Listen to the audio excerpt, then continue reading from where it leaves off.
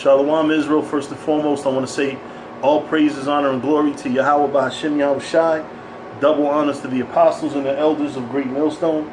Salutations to you brothers throughout the four corners of the earth, teaching the truth in righteousness and sincerity.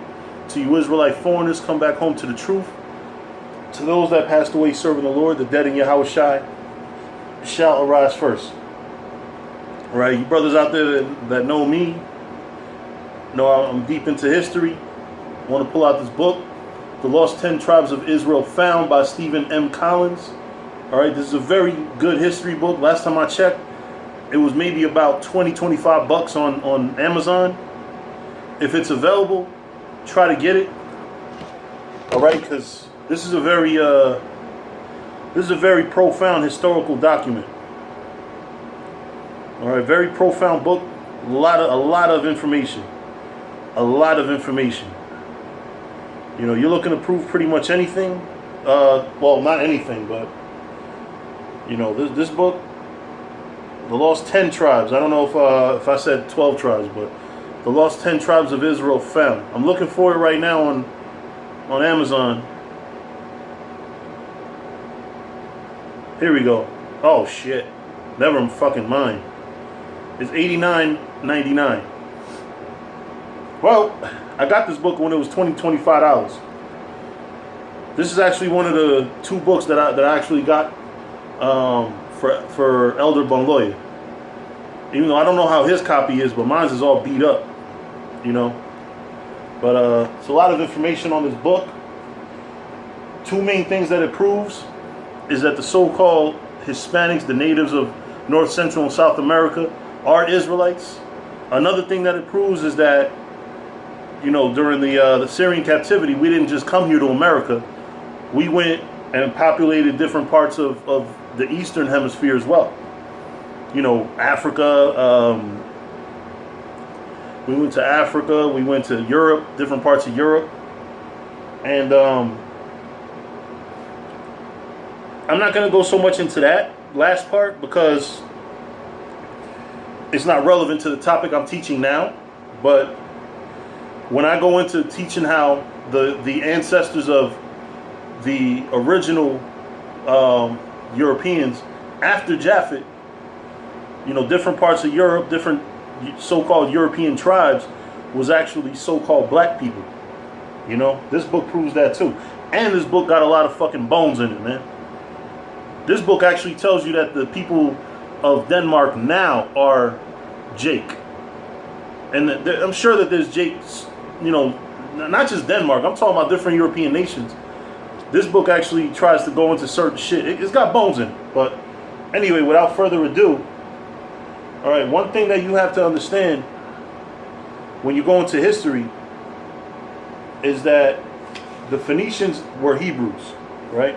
Now I want to go start with page 6. It says, the first notes, the words most commonly in use, the particles, the pronouns, the forms of the verb, the principal inflections, and we may add the numerals in Phoenician are identical or nearly identical with pure Hebrew. All right, it says the Bible confirms the close relationship between the two languages by recording that when the Israelite prophet Elijah stayed with a Phoenician widow, Zarephath, a Sidonian suburb, they had no difficulty whatsoever in communicating. The alphabets of the two languages were strikingly similar as well. The 19th century British historian George Rawlinson explained the similarities between Phoenician and Hebrew as follows. The Phoenicians spoke a Semitic tongue very closely allied to the Hebrew. Among the ancients, Jerome, Augustine, and Priscian state the fact in the clearest terms. A good Hebrew scholar has no difficulty in understanding any legible Phoenician inscription as soon as he knows the letters. This alphabet is that which has commonly been called Phoenician because the Greeks ascribed to its invention to that people. It is, like the Hebrew, an alphabet of 22 letters. The Israelites had a long history of battles with the Philistines, as many biblical narratives show, and the Phoenicians were hostile to the Philistines as well. All right, so that's one piece of evidence, because it's important to prove that the Phoenicians were Israelites Not the original Phoenicians; those was Hamites. But then, just like with a lot of things, we integrated and we wound up taking over. So we wound up being the Phoenicians of history later on. All right. Another piece of evidence, page 55. All right. Let's see.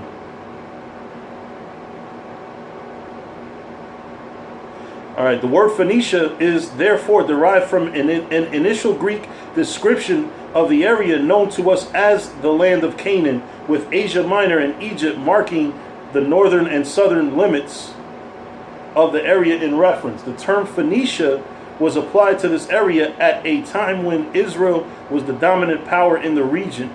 Therefore, the original application of the term Phoenicia included Israel's territory as well.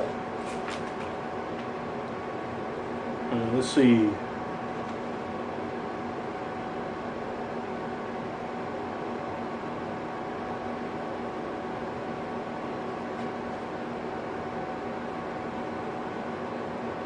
Okay. All right, here we go.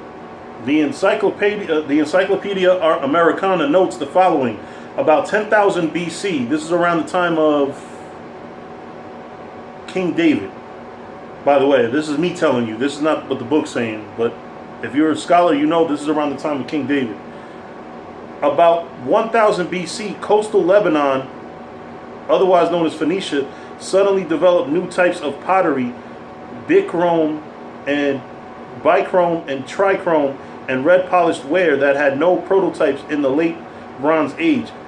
Clearly, about the beginning of the first millennium, the culture of the area underwent a change and acceleration. Interesting, at the approximate time of King Solomon's reign, it was literally King David ruled another 30 years after this. But then it says about 10,000 BC, 1000 BC. Literally 1000 BC was King David's reign. King Solomon ruled from 970 BC to 930 BC. All right, so it says, interesting, at the approximate time of King Solomon's reign, the technical skills of the Phoenicians took a great leap forward. All right, let's see. That is the invention by the Phoenicians of the alphabet used by most languages of the Western world from then until now. All right, so reading on a little further, because it's going to make a very profound point. The most important fact ignored by any theory that would derive the Greek and Phoenician alphabets independently is that the names of the letters, as far as they have a known etymology or meaning, are Semitic. Hebrew, Aleph, Beth, Gimel, Daleth, etc. correspond unmistakably with Greek Alpha, Beta, Gamma, Delta. In the ancient Hebrew, it's Alap, Bayath, Gamal, and Dalath. All right, but basically what they're saying is the Greek alphabet comes from the Hebrew alphabet, which also we have to bring that out. This language is the father of so-called Proto-Indo-European, which I'm going to go into that a little later. The Greek alphabet is derived from the alphabet of the Hebrew Phoenicians, a Semitic language that it originated nearly 3,000 years ago, dates the origin of the alphabet to around 1000 BC, the time of King Solomon's reign. It is most significant that in their earlier forms, the Phoenician, Hebrew, Moabite, and North Armenian, aka Syrian alphabets, are practically identical. After the Israelites divided and dissipated their strength in civil wars and national sins, other nations such as the Greeks were no longer under Israelite dominance and adapted the original Semitic alphabet into their own national styles. So hence then it became the Greek alphabet, and the letters and characters became a little different. Like the A, they turned sideways, and made an A. But anyway, it appears in perfect form in inscriptions from Phoenicia of the end of the second or beginning of the first millennium BC, and therefore the alphabet is usually regarded as a Phoenician intervention. Again, it is confirmed that the alphabet was invented by someone in the Phoenician Empire about the time of King Solomon's reign. Who was the most inventive person of that era? Solomon. Very important. All right, now I'm going to read on. Page 61. The term Indo-European includes Latin and such modern European languages as English, German, French, etc. All those who speak these languages owe a debt to King Solomon, who invented the alphabetic system on which their languages are based.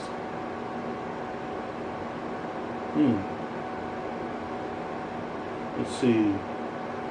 Martland A. Eady, in his book The Sea Traders, states, some authorities give credit to the Phoenicians for developing the ram, which apparently was invented around 1000 BC. A lot was invented around 1000 BC. Now notice it's saying around 1000 BC. So when I say that this was around the time of King David, but the book says King Solomon, is because it's around that same time. All right. King David ruled 1010 BC to 970 BC, and King Solomon from 970 to 930. Right?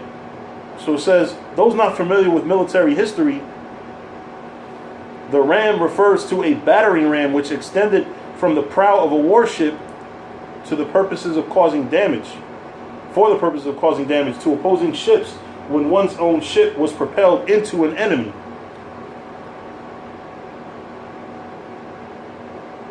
Let's see. Solomon's unprecedented wisdom resulted in not only a new alphabet, but also new advances in pottery, the Bessemer blast furnace method of smelting ores, the naval ram, and many proverbs concerning wise living. So basically, with the simultaneous with the reign of King Solomon, there were many scientific and philosophic advances, almost insane. It's like with the past 30, 40 years with science and technology in the modern world, how, you know, the so-called white man has advanced in technology so greatly. 40 years ago, we didn't have cell phones like these. I could go back 25 years ago. My first cell phone, it was pretty thick. I can't show anything here that it was thick light, but it was pretty thick. It was, you know, just before I had a cell phone in the 90s. Just before I had a cell phone, there were cell phones out around like the late 80s, early 90s that were really for cars that were like a big fucking brick in your ear, man. Like, you're sitting here talking on the phone, there's a big fucking phone, you know. But let's see. So far we've covered how King Solomon was, you know, his reign came with a whole bunch of actual technological advances that you can actually date to around his reign, and you can prove that the Phoenicians were Israelites. All right, so let me see what else. Page 76. Historians acknowledge that the Phoenicians, aka the Israelites, the book actually says i.e. Israelites, planted many colonies throughout the Mediterranean world, which were tied to their mother country on the eastern Mediterranean. If you're curious what Mediterranean means, it means around Italy, Spain, Portugal, you know, the Mediterranean.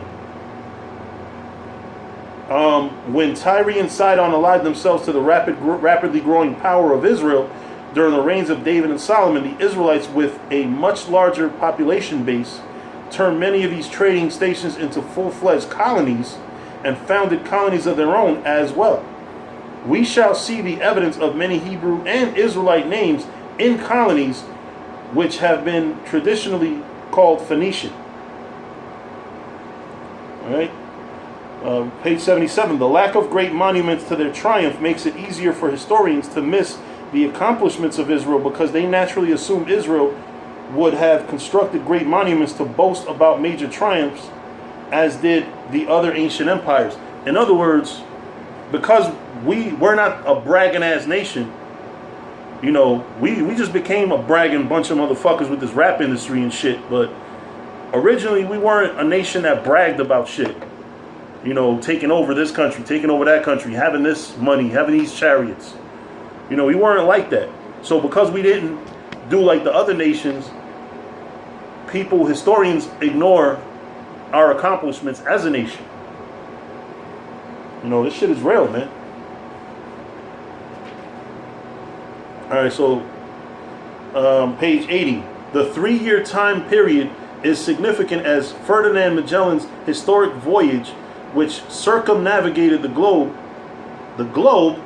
in 1519 to 1522, also took 3 years.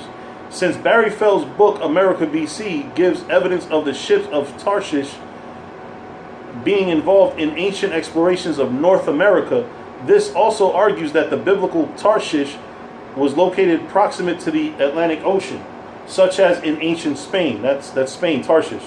Many Phoenician colonies were located in Mediterranean Africa, Sicily, Sardinia, Corsica, Spain, and the coast of Morocco. George Rawlinson adds that in the space of about 300 years, from 1100 BC to 800 BC, Phoenician colonists occupied all the most eligible of the mid-African sites from Leptis Magna to Hippo Regina. Leptis Magna, that's the place where Septimius Severus was born, by the way. Alright, so I'm going to skip up a little bit.